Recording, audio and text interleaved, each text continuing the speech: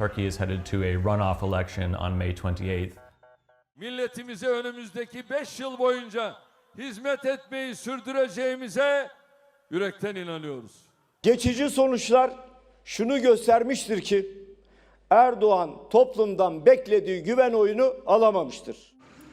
What happens in this election will have enormous stakes both for Turkey and for the rest of the world.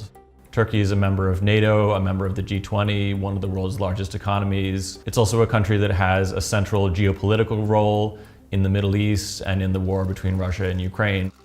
Erdogan is one of the only world leaders who speaks regularly with Russia's President Vladimir Putin, making him an important channel into the Kremlin.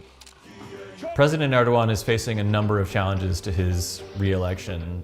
Turkey has been in a currency crisis over the last 2+ years, in part due to his own economic decisions in which he has pressured the central bank into cutting interest rates in spite of Turkey's high rate of inflation. It's caused living standards to unravel. The rising cost of food, of housing, of medicine has really narrowed Erdogan's power base and turned some people who used to vote for him against him.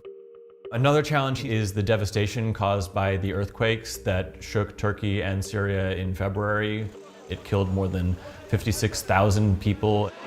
People living in the earthquake zone said that they were basically left alone and that state institutions, including the emergency services, the police and the army, were slow to arrive, leaving thousands of people underneath the rubble waiting to be rescued. İnsanların şu an feryat ettiği, yalnız bırakıldık, bize uzanan el olmadı dediği bir zaman yaşıyorsak, değişim zamanı ve yeni insanların, yeni siyasilerin denenmesi gereken bir zamanı yaşıyoruz. On the other hand, Kemal Kilicdaroglu is the long-serving leader of Turkey's largest opposition party, the Republican People's Party. If Kilicdaroglu wins, it would be a historic victory for Turkey's opposition, and it would really breathe life into democratic institutions here in Turkey. He's been a fixture in Turkish politics for decades. He has been leading the Turkish opposition over the last decade. His profile as a kind of elder statesman positions himself as anti-Erdogan.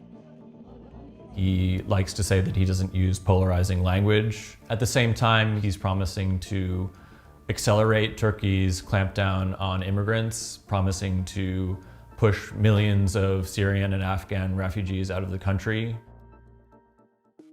Over the last 20 years, Erdogan has made himself into Turkey's most powerful leader in a century, and if he's brought down through democratic means, that could inspire hope that other countries could do the same.